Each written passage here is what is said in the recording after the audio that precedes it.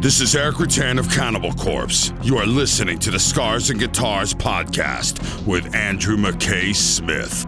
Thanks so much for joining me for this episode of the show, which features Beelzebub, aka Mark Zimmer from the German outfit Mystic Circle. The band is back. The group last released an album in 2006. It's been a lengthy hiatus. They're back, but for the two fellas at the centre of the outfit, that being Beelzebub and his compadre A. Blackwall, they haven't recorded together in the group since 1999, so that's a gap of 21 years or thereabouts. I think the album was recorded last year, which makes it 21 years, if you're wondering why I'm saying that.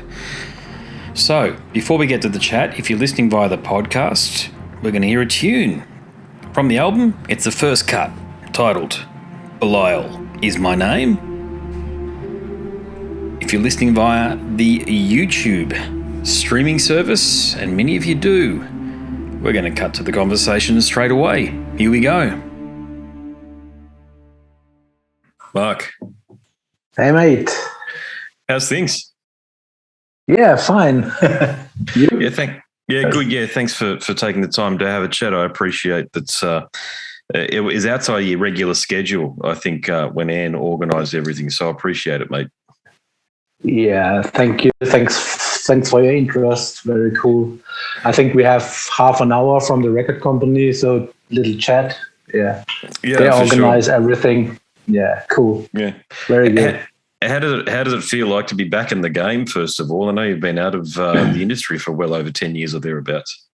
Yeah, I've not been away. I quit music or the music career in 2018.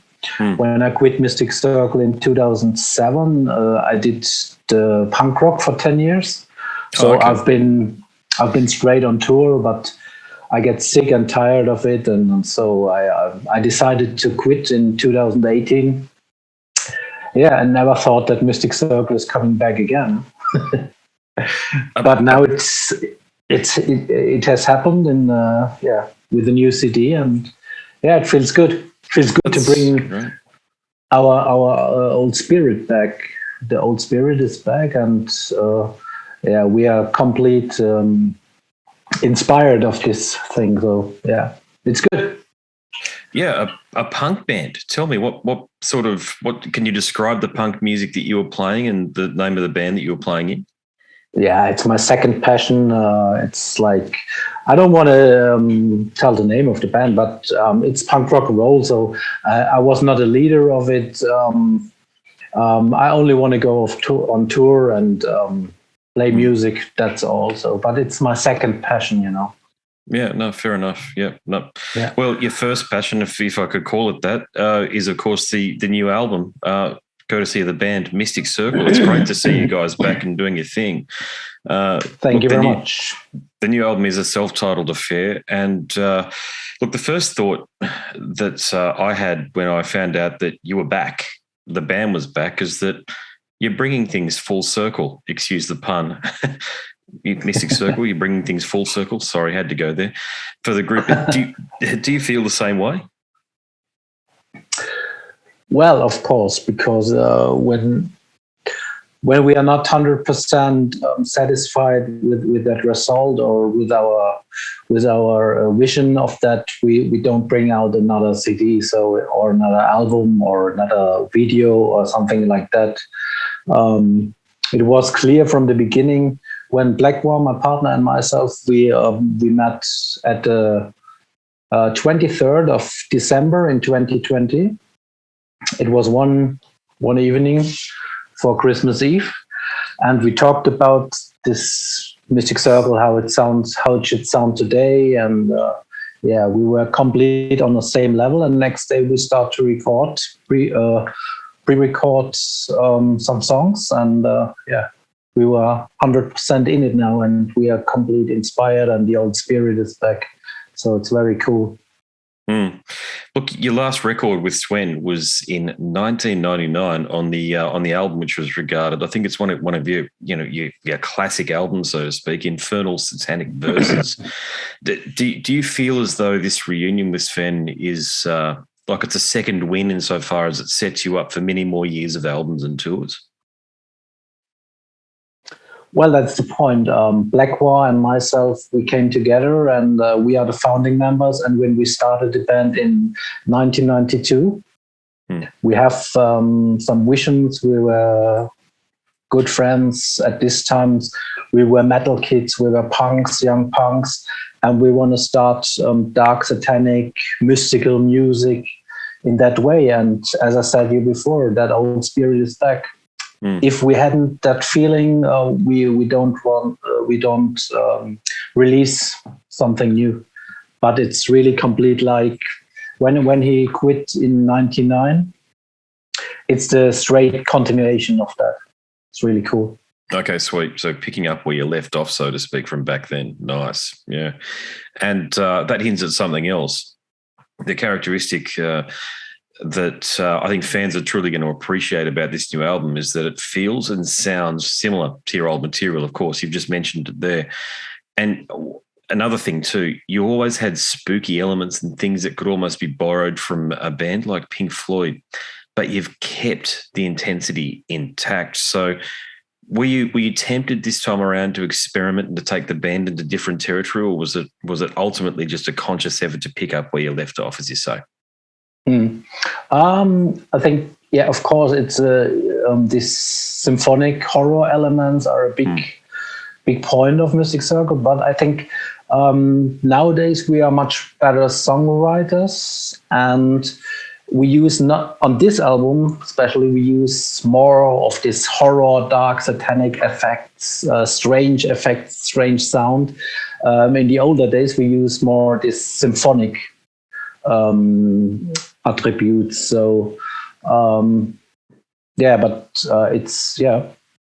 I think when I should describe the music of Mystic Circle, I think it's like when you or we try to do it like when you close your eyes, you have something like a movie, like a horror movie or like a dark movie, like a mystical movie. So it's like when you paint a picture or something, you know. You can spread your fantasy over it. So that's a good point. Yeah, mission accomplished on that front. Yeah. So, something else about the album that I've got to compliment you over is the sound. The production is pristine. So can you tell me about how you achieved that?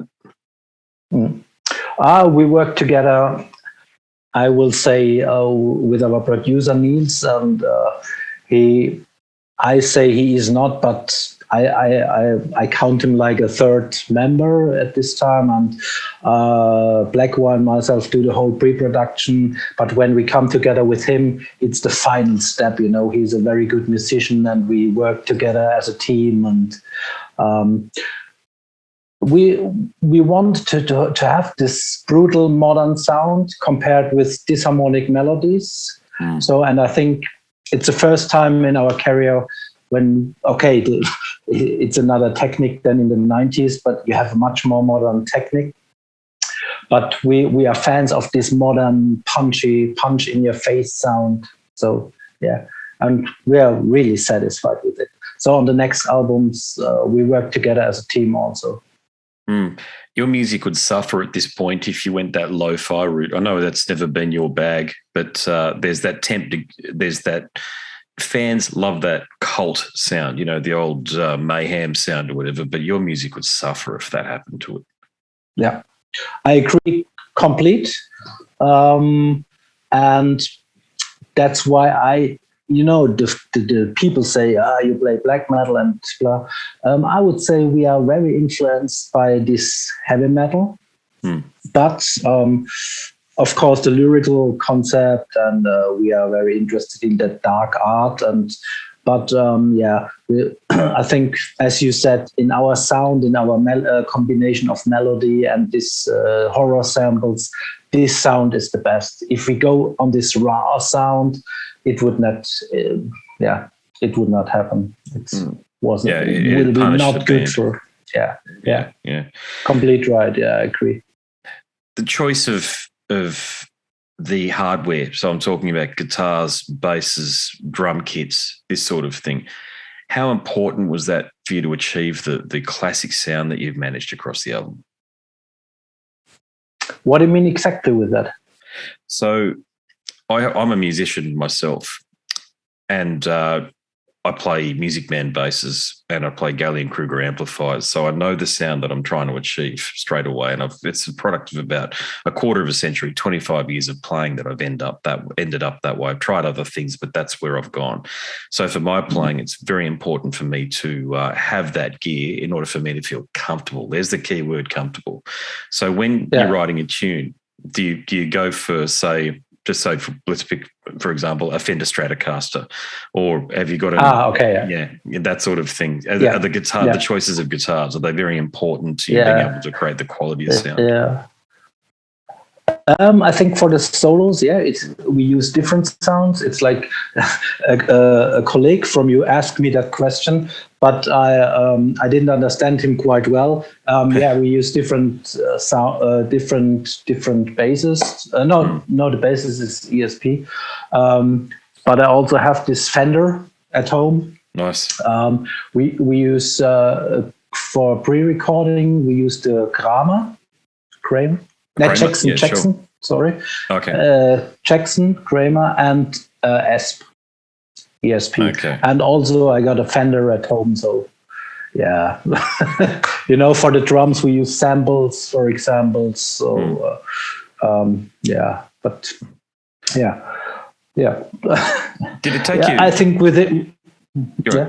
No, did it take you a long time, though, to experiment with different guitars and sounds and even microphones and the like? Because, as I say, the sound quality is pristine. And, look, you can use plugins, sure, I get that. I get that you can record things very dry and no effects whatsoever and then put all of the plugins under the sun to make things happen. But the source still has to be very good, meaning you have to feel comfortable yourself with the way that you're playing. Of course. Yeah. When we go in the studio, the drum lines are complete finished. So we work with the drum lines down there in the studio and know how it is. We had no problems with it for the beginning. Niels is a very experienced musician also. So we had no problems with that. From the beginning, we said, wow, that is the direction when we first met. And that is what we want exactly then in this, and that's the result. It's exactly what we want to have. Yeah, no, indeed, for but, sure. But sometimes it's because we have so much in it from the samples. From there is something, there is a small piece. Sometimes you must take care. That you have the right mix, that's the main problem, I think, in our music. Getting the right mix, I agree with you on that point there. So how many editions of the final product, the mix, if you like, did you listen to before you sent it off for mastering? Was that an arduous? Yeah. We did this. We did the mastering all in the mix. Niels is very fast in it. So it was not so much, maybe I can tell. It was different from song to song, maybe in average 3-4, maybe. Okay, gosh, that's not too bad. But we know what we want because we are in tight contact. It's not so that we go 3 weeks in the studio. We are in the studio the whole year. It's like we go once a week. We go to Niels most of the time. But the pre-production, we don't rehearse, Blackwell and myself. When we rehearse, we record songs. That's it. So we record the whole year. It's not like other bands, they go 4 weeks in the studio and then you have to finish it. No, it's like, we work on it the whole year. Yeah. So by the way, we are on the second album in the studio and the third album is almost written. In the pre-production. Nice. Fans are going to appreciate that. So that'll come out within the next 12 months, I take it. The second, we must speak with Atomic Fire Records, but next year it comes out, the second album, I guess. But I don't know when it's. Yeah. I mean, these things are yet to be determined. I get that. Yeah. How did the relationship with Marcus come about then? And Atomic Fire, of course. Marcus is very old. I can say he's a friend of us. He did the promotion of our first record, Morgenröt. It was in 1996, so he knows us about 25 years now or something. And we are always in contact. He went to Nuclear Blast at this time. Yeah, and then he started his great Atomic Fire record label now. So it's fantastic. Yeah, it was great to see you guys back because Marcus has a killer ear. And you look at that roster on Atomic Fire and you think, how can it get any better? And then you guys join. And I mean that when I say that because there's some legacy bands that are very important to fans. You're one of them. So I take it from this is not really a question about you guys, but your relationship with Marcus, from your perspective, do you see that he's just moved into total passion project territory where he's signing the bands that he loves? I guess because first you must say we deal with complete passion metal guys, but you also deal with one of the best team and promoters and workers in the music business.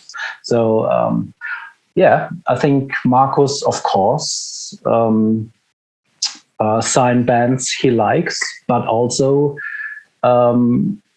he sees potential, commercial potential.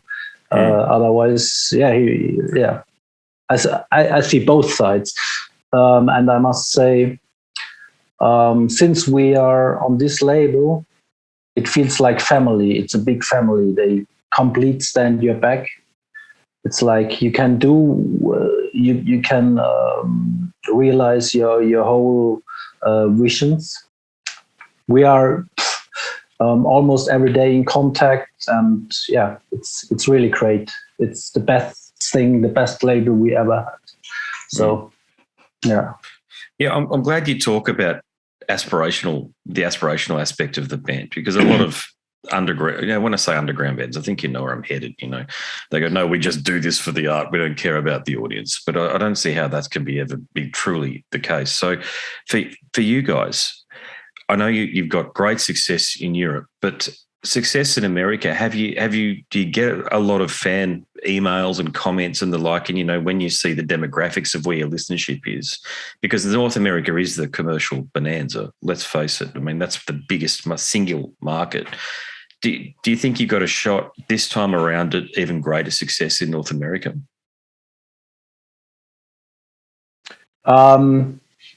Yeah. I guess, it could be. It could happen because you always must say this music, what we play, is a Europe thing. So, like death metal, in my eyes, is from the States, but this black metal is complete Europe. And I think. As we started the promotion, and we have lots of interviews all over the world, so I don't know. Let's see what's happened, but we have good reactions from all over the world, so we will see. I think if we go, we have no touring plans at the moment, but I think if the time is right, there is no problem to come over to North America. I don't think so, but we will see what's happening. Or Australia. Have you heard much from us over the years? We've been on tour with Mystic Circle in 2006, I guess, in Australia but it was very small. It was not. I think. I love the country. I really love the country. But I think in Australia you must be quite big. And I don't know, you must have a good promoter, and then you play maybe 3 or 4 shows, not more, I guess. That's about right. Yeah, you're spot on. Yeah, you've nailed it. Yeah, I mean, we're a small territory down here, all things considered. Yeah. The metal fans are limited in number, but extremely passionate. I'd say I think German fans might be the most passionate in the world, if I could make that observation. But I think we might be just behind the German fans. So yeah, I mean, if you came down, you'd have at least 150, 200, which doesn't sound like huge numbers, I know, but that's big numbers for us. Turning out to every show. I know, yeah. Yeah, but if we come over, we must play with bigger headliners or something. But it as I said before, live playing is not planned for the moment. We just wait what's going on and how big it is, because we have some visions that we do a big show with fire and stage pictures and so. That will cost money, and then you must have a bigger size. Mystic Circle is not the biggest band, so we will see. Well, but maybe point, with that label. Yeah, well, you never know. With that, sorry. Yeah. Well, I was just going to say, I spoke to Eric Danielson from Watain, because when Watain came down to Australia, Eric was saying, for all the reasons that you've alluded to about the cost of production, bringing things so far away and having all of the stage props and like, it was actually impossible for them to bring their stage show to Australia. So they ditched their entire stage show. And they said, and this might appeal to you, given your punk background, that the group made a conscious effort to be the Ramones version of Watain. And I've got to tell you, I thought the shows, I attended one of the shows in person. I thought it was better than the full production, because you just saw the band standing in front of you. They had a couple of stage props, but they were just bang straight at you, just staring at the audience. And there was that feedback. And even Eric told me that his fans in Sweden and Germany, they were very jealous of us Australian fans that we got to see the band like that, because they'd never played like that before. So there's always that opportunity to do something a bit different. Of course, yeah.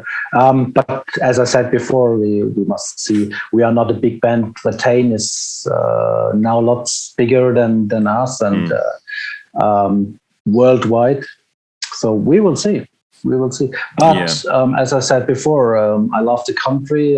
We had a few good shows, but there were small people, but very passionate, as I said to you. Yeah. And I think you have to pick up the best promoters then in Australia if you come over. Yeah, there's not too many. And I think the sound works. Dicey, a fella called Dicey, who's brought out Behemoth, Watain, all of this sort of stuff. Yeah. Like, there's a couple of very, very good promoters that really know their shit. You know, Dicey was the one that handled Phil Anselmo when he came out. Remember when Phil Anselmo came out and there was the issues in New Zealand where the authorities there said, you can't come here or what have you, and you can't play there. And he handled all of that stuff there. And I know Dicey, and he's a total pro in that regard. I think if you can handle something like that, you can handle almost anything that you get thrown at you, because you know what the mainstream media is like, mate. They've got their narrative and they pick up on things and tend to focus on only the most negative aspect of something, so but flipping the subject slightly, your lyrical themes this time around, were there any particular topics that you wanted to address specifically across the album? Well, when I think when you listen to that album from the beginning till the end, I think you can easily listen it. And it sounds a little bit like the concept album, but it is not. It's from the lyrics, not. But when you go deeper in it, from the musical aspect first, you hear it once, you hear it twice, you hear it 3 times, 4 times. You always discover little things. I think you must go fully into it. And it opens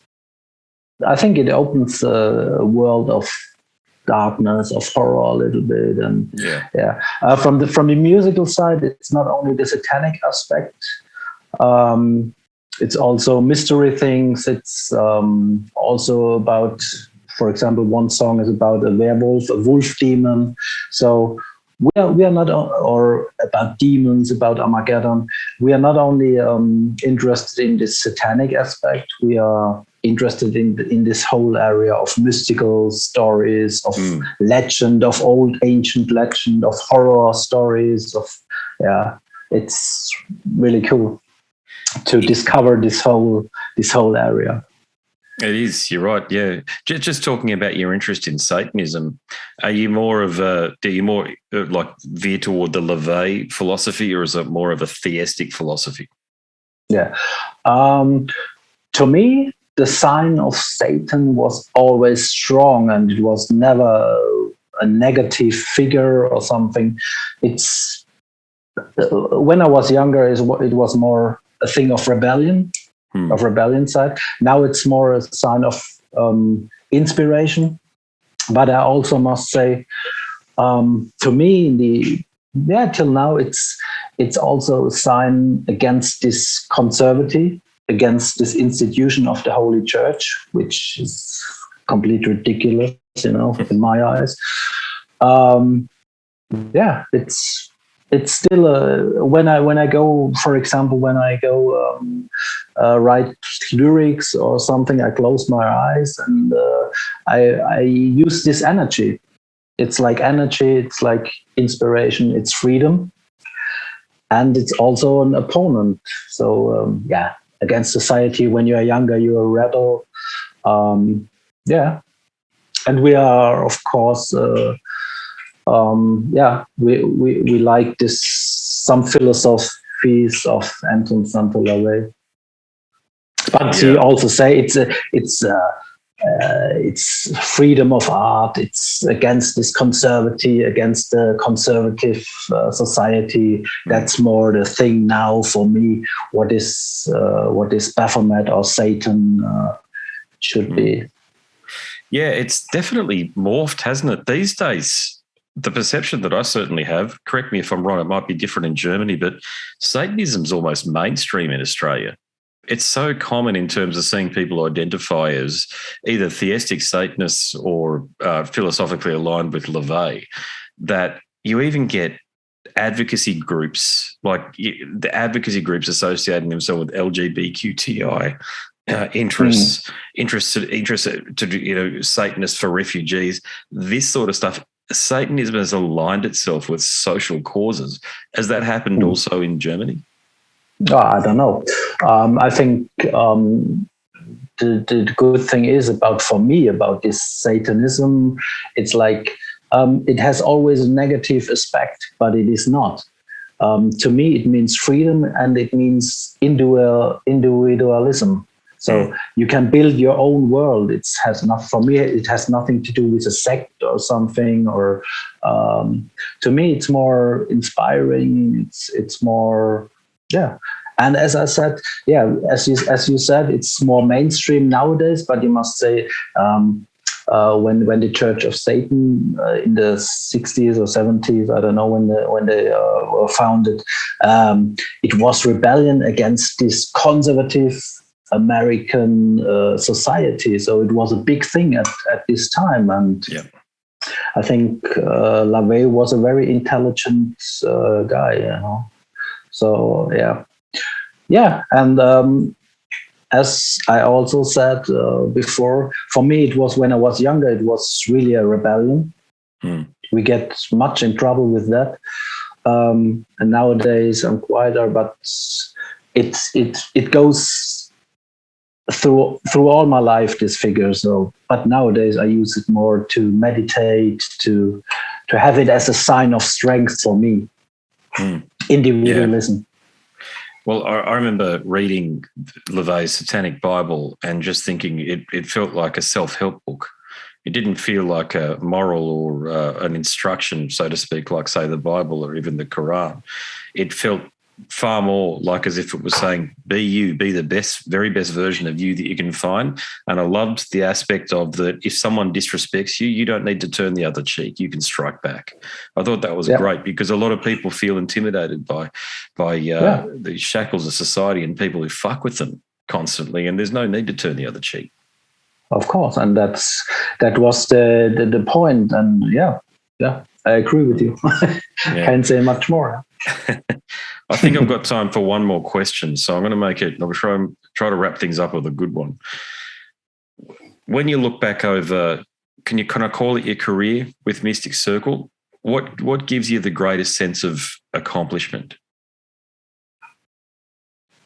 What do you mean with accomplishment? What do you feel most proud of? What makes you happiest and most proud of? Yeah.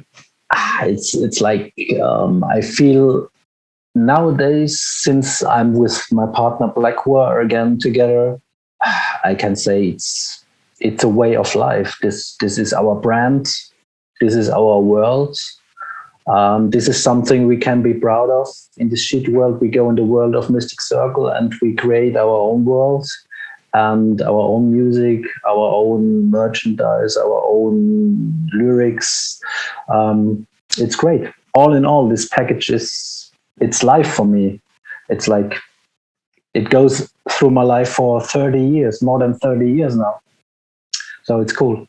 But I must say, I wouldn't do it without Blackwar, because he's the heart and I am the heart of Mystic Circle. It beats only it only beats 100% with the combination of us two. Yeah, I suppose you found that out after he left in 1999. Yeah, absolutely. Yeah. Well, congratulations. Because this sound can only happen when we both come together.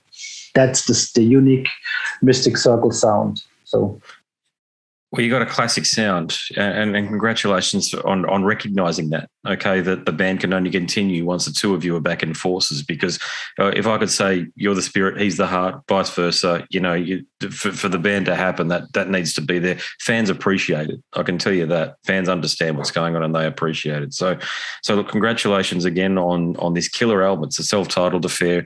It'll be out later on this month. I think, of course, I've got a copy and I've had many listens to it. Extremely enjoyable. You brought the old spirit back. If anybody wants to listen to killer cult vibe, old school black metal with occasional death metal flourishes, but with those haunting effects that you guys do, nobody does it better. Thanks so much for the conversation, brother. Thank you, my friend. Thank you. Thanks for your interest. No worries at all, mate. Okay, catch you. Have a great one. Thanks. Cheers. There he is, ladies and gentlemen, Beelzebub, aka Mark Zimmer from the German outfit Mystic Circle. So glad those guys are back and doing their thing. Right. I've got a book out. It's titled Scars and Guitars, Volume 1, Conversations from the World of Heavy Metal and Beyond. Please support it. Go across to my website, scarsandguitars.com. Follow the links up the top. There's a tab that says books, and you can, depending when you listen to this, of course, it's only a few days before the 20th of February, so you can pre-order it now. After the 20th of February, it should be on Amazon. So if you're a Kindle user, go ahead, download it. But look, you're all media savvy these days. You can go to any of the marketplaces.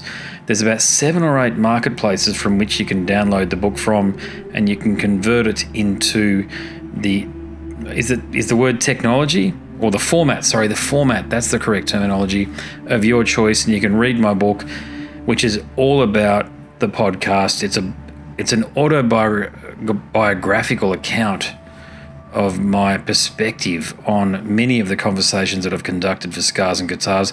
It should be obvious per the title, but just in case it isn't, I've given that explanation.